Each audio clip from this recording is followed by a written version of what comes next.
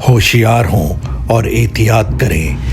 اس programme میں ایسے واقعات کا تبصرہ کیا گیا ہے جو بچوں کے لیے بالکل ہی نامناسب ہے۔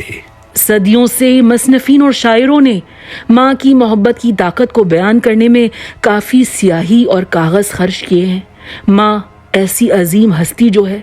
آج کے سچے قصے میں ہم آپ کا تعارف ایک بہت ہی منفرد یونیک ماں سے کرائیں گے جس کے بچوں پر خوب ترس آئے گا۔ بیچارے معصوم پھول کیسی قسمت لائے۔ آئیے دیکھتے ہیں سوزن سمتھ کی کہانی۔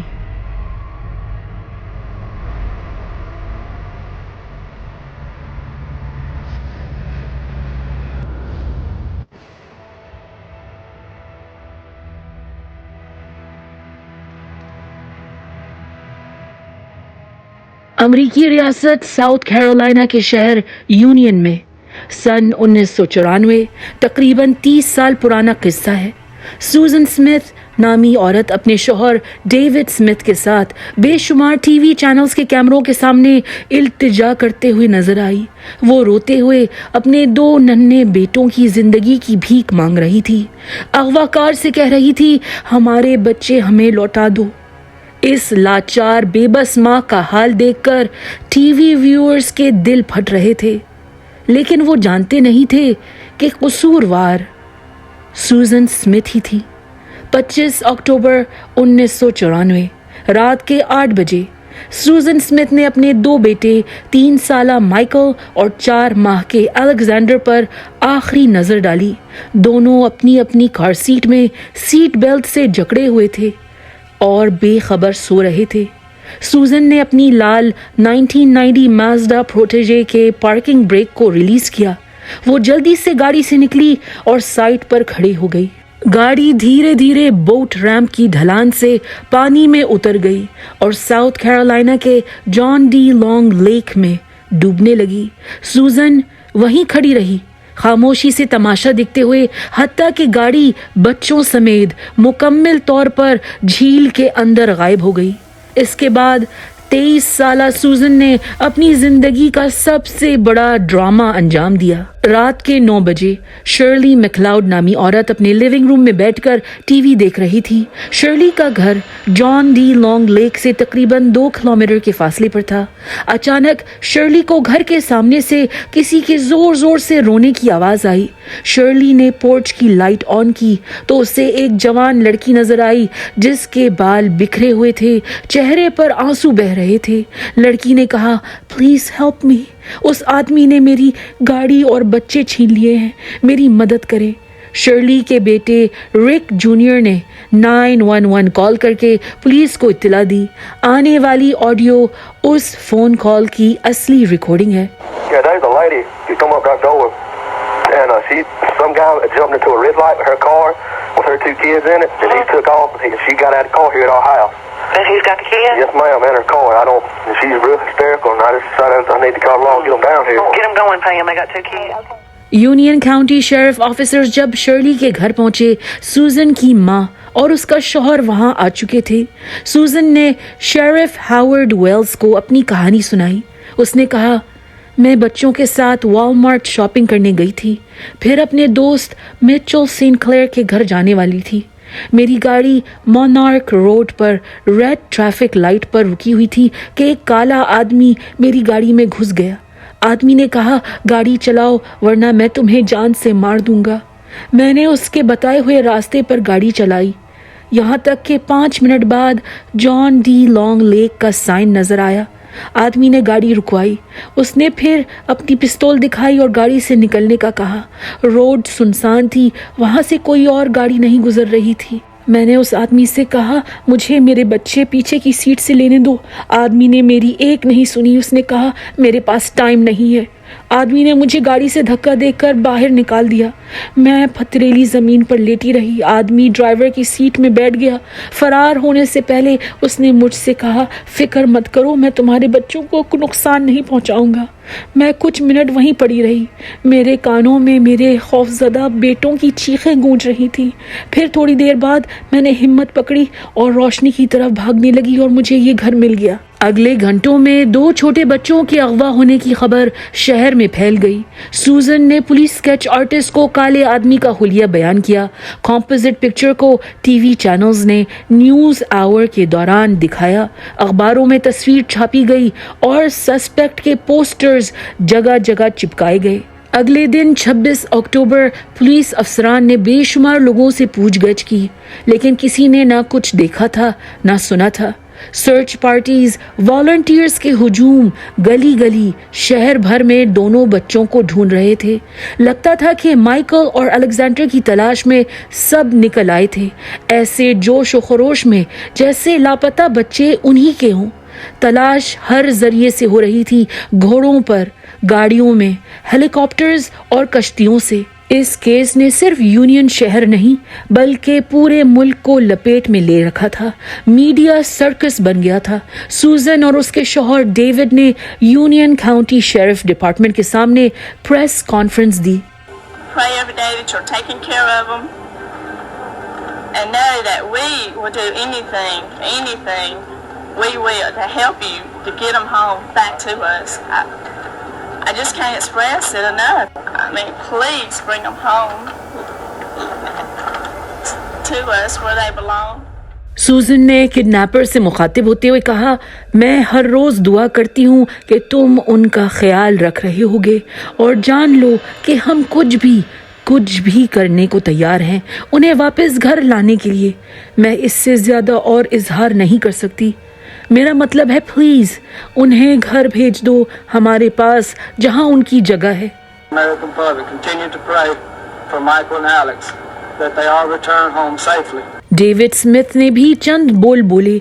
उसने अमरीकी अवाम को मुख्तसर पैगाम दिया, माइकल और एलेक्स के लिए दुआ करते रहें कि वो बाहिफाजत घर वापस आ जाएं। चंद दिन बाद काले आदमी का कॉम्पोजिट स्केच सारे मुल्क ने देख लिया था, लेकिन तस्वीर खास काम की नहीं थी क्योंकि वो किसी भी काले आदमी की हो सकती थी। किसी भी अफ्रीकन अमेरिकन आदमी को ऊन वाली टोपी पहना दो, वो तस्वीर जैसा लग सकता था।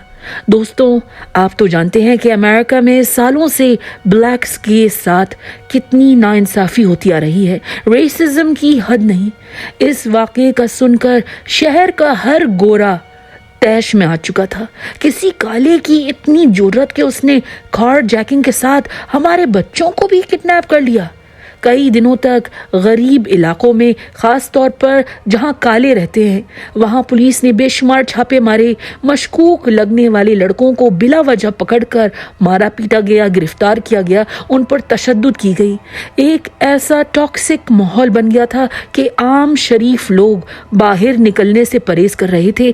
खुसूसन काले नौजवान लड़कों को रात के वक्त उनकी माओं ने ज़बरदस्ती घर में बिठा लिया। तलाश उसी एनर्जी के साथ जारी रही, लेकिन कोई सुराग नहीं मिला। माइकल और एलेक्स का नामो निशान नहीं था।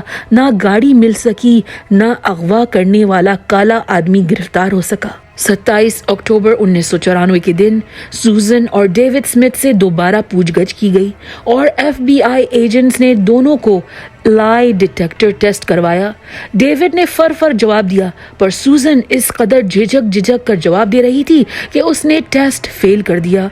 सूजन स्मिथ की मजीद इंटरोगेशन के बाद डिटेक्टिव्स को सूजन के रवैये पर शक होने लगा। बार बार कहानी सुनाते हुए उसकी कहानी बदल रही थी।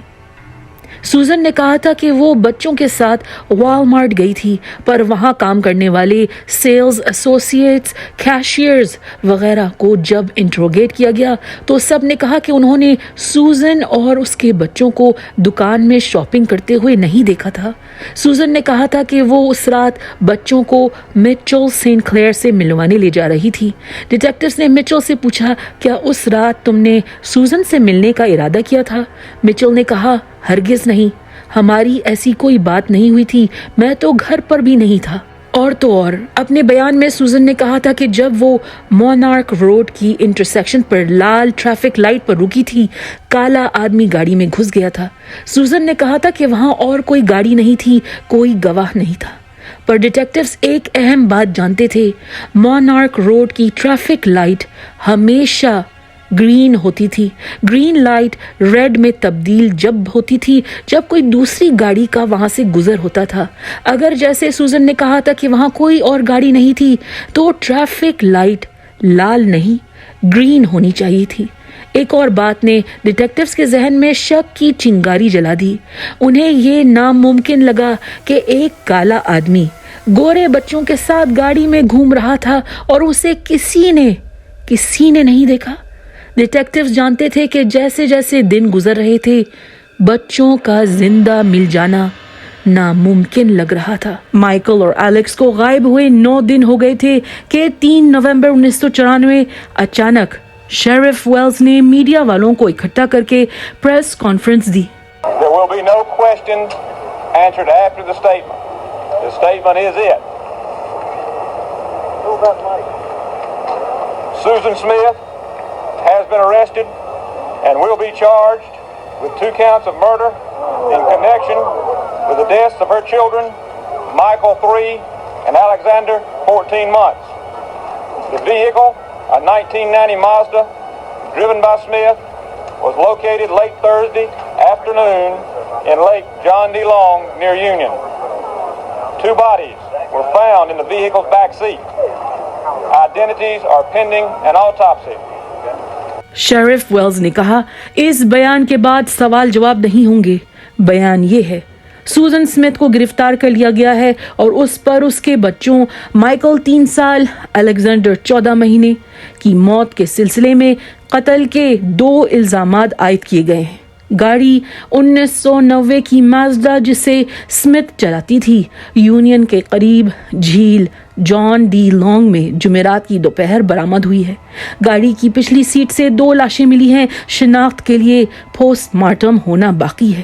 دوستوں، اگر آپ نے غور کیا ہے تو آپ کو کئی لوگوں کی حیرت سے بھری آواز سنائی دی ہوگی جب شیرف نے سوزن کی گرفتاری اور بچوں کے قتل کا ذکر کیا۔ واقعی پبلک کو بہت بڑا جھٹکا لگا تھا۔ 9 دن سے سوزن ان کے سامنے رو رو کر مدد مانگ رہی تھی۔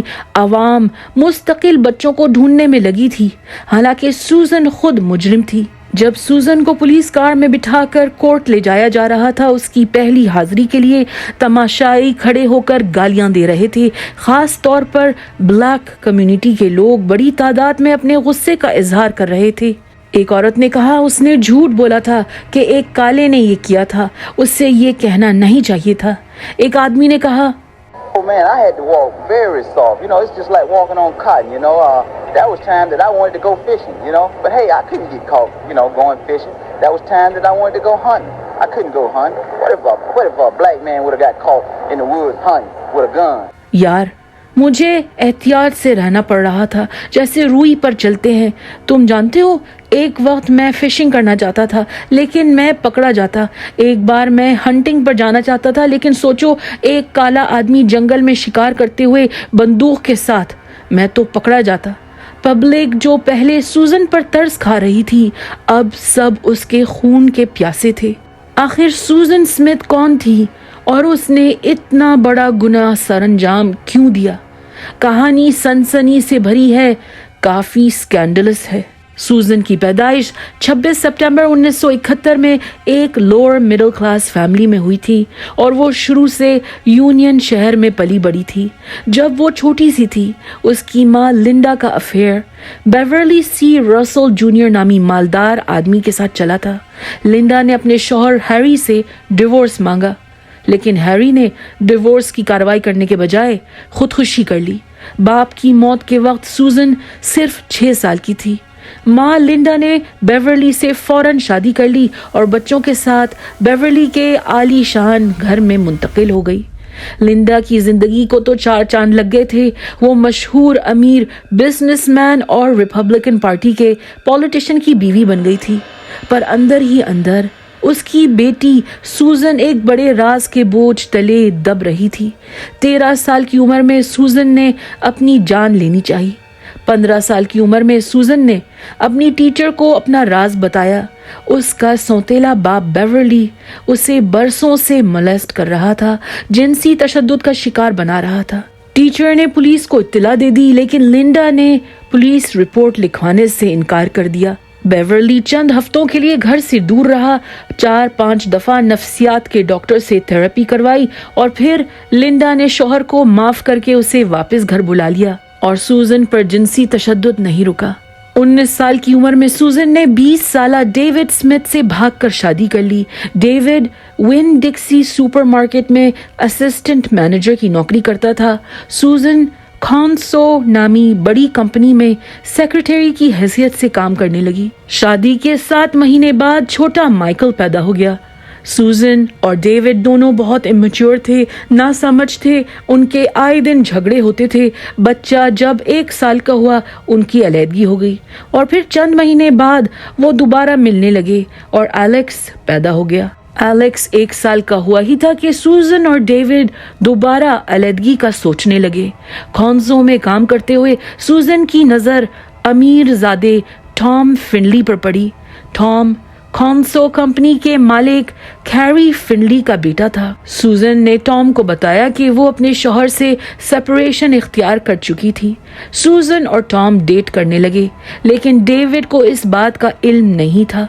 सूजन अभी भी शौहर और बच्चों के साथ नॉर्मल जिंदगी का ढोंग रचा रही थी। 15 अक्टूबर 1994 की रात सूजन ने डेविड को दोनों बच्चे थमाए और कहा कि ऑफिस में पार्टी है, मुझे शिरकत करना जरूरी है। असल में पार्टी ऑफिस में नहीं थी, टॉम के महल जैसे घर में थी। पार्टी में शराब पानी की तरह बह रही थी। सूजन और चंद कलीग्स स्विमिंग पूल के करीब हॉट टब में बैठ गए।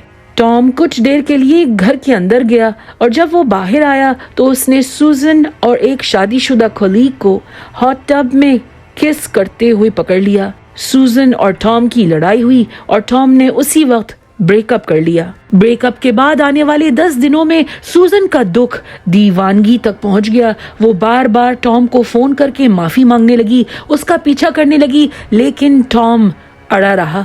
फिर सूजन ने अपने आशिक को शायरी लिखकर मनाना चाहा। एक प्यार भरा कार्ड भेजा जिसमें उसने लिखा था, मैं तुमसे माफी मांगती हूँ, पता नहीं मुझे क्या हो गया था, नशे में कुछ समझ नहीं आया, आइंदा ऐसा नहीं होगा, मैं तुमसे प्यार करती हूँ, तुम्हारी बीवी बनना चाहती हूँ, ब्ला ब्ला ब्ला ब्ला ब्ला।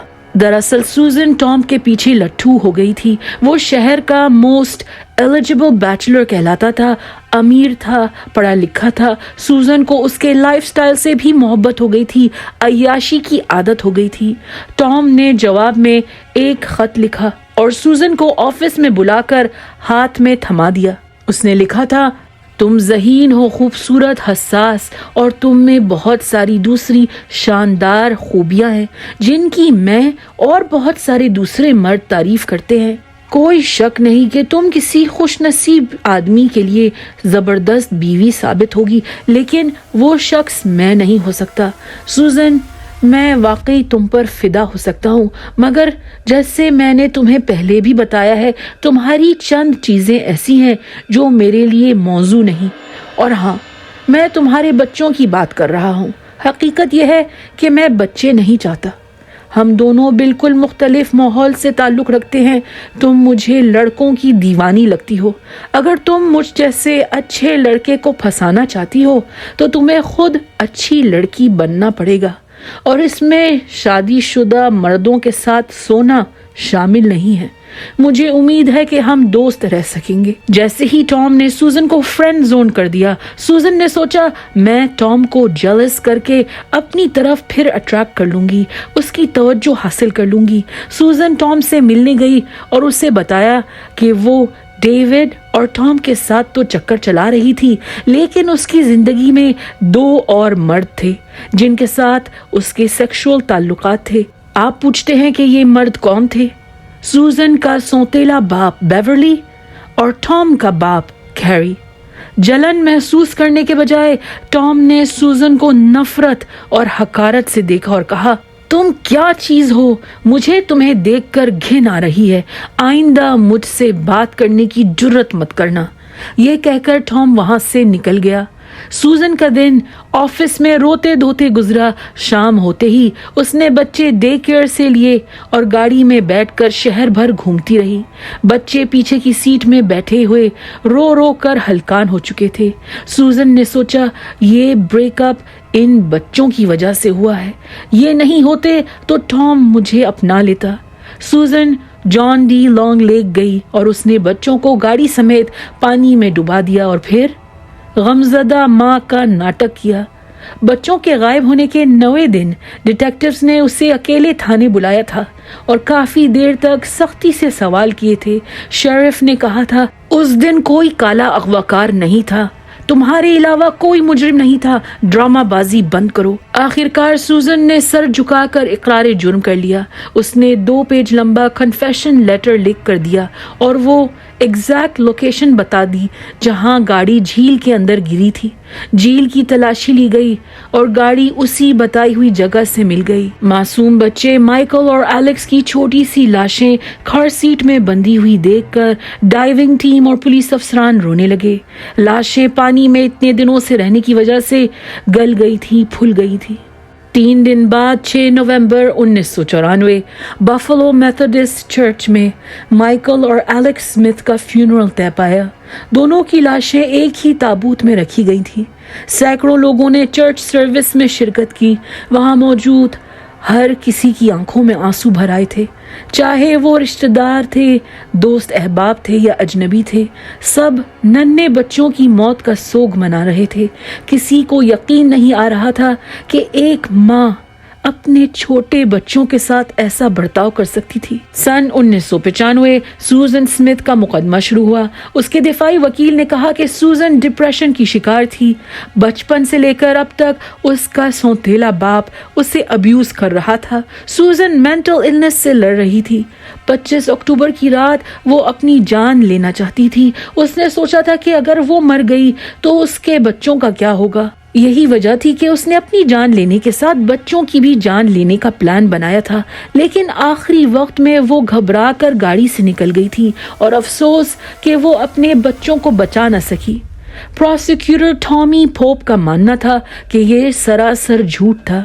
سوزن بچوں کو قتل کر کے اپنے عاشق کے ساتھ نئی زندگی جینا چاہتی تھی. یہ قتل صدمے کی حالت میں اچانک نہیں ہوا تھا. سوزن کی لال رنگ کی مازدا میں صرف بچوں کی لاش نہیں تھی. سوزن نے اپنی شادی کا جوڑا, اپنا ویڈنگ ڈریس اور شادی کی تصویروں کا البم گاڑی کی ڈگی میں رکھا ہوا تھا. سوزن صرف بچوں کو نہیں اپنی شادی سے جڑی سب چیزوں کو ڈبا رہی تھی.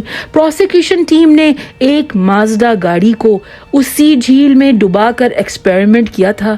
گاڑی کو پانی کے اندر غائب ہونے میں پورے 6 منٹ لگے تھے. اگر سوزن بچوں کو بچانا چاہتی تھی تو اس کے پاس کافی ٹائم تھا. ڈیوڈ نے عدالت میں گواہی دی. اس نے کہا کہ سوزن بچے میرے حوالے کر سکتی تھی, مجھے کسٹڈی دیکھ سکتی تھی اور کہیں بھی چلی جا سکتی تھی, لیکن وہ خود غرض تھی. وہ لوگوں کی نظروں میں ایک بری ماں ثابت نہیں ہونا چاہتی تھی.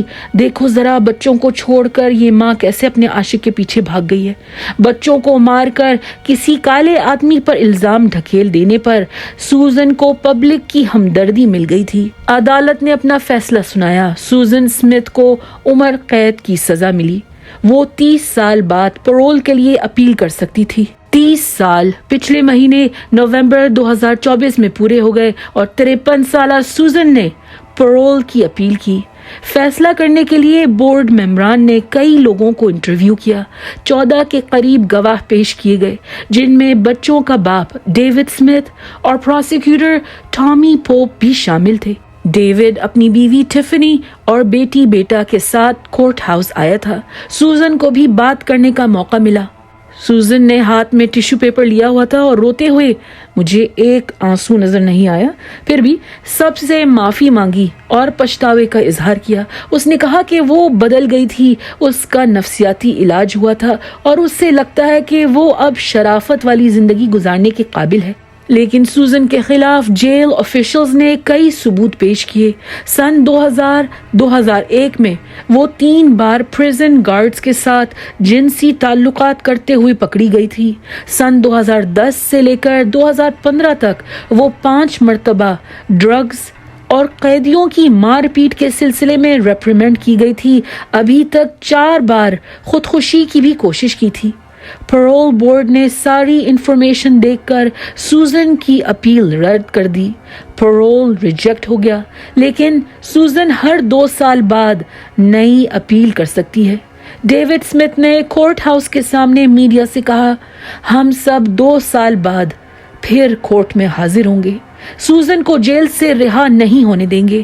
دوستوں، جاتے جاتے اس کیس سے جڑا ایک واقعہ بتانا چاہتی ہوں۔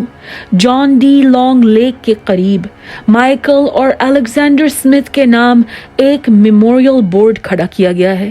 لوگ وہاں آ کر افسوس کرتے ہیں، پھول وغیرہ چھوڑتے ہیں۔ مائیکل اور الیگزینڈر کی موت کے 2 سال بعد سن 1996 میں ایک فیملی جھیل کے کنارے رکی تھی۔ بریک فیل ہونے کی وجہ سے گاڑی تیز رفتار میں پانی میں جا گری اور کوئی ان کی مدد کرنے والا نہیں تھا۔ گاڑی کے 7 پیسنجرز، جن میں 4 بچے شامل تھے، سب ہلاک ہو گئے۔ شہر کے لوگوں نے جان ڈی لانگ لیک کو آسیب زدہ یعنی ہانٹڈ قرار دیا ہے۔ کہتے ہیں یہ جھیل جانے لے رہی ہے۔ دوستوں، یہ تھی سوزن اسمتھ کی کہانی۔ ہمارے چینل کو سپورٹ کریے اور محفوظ رہیے۔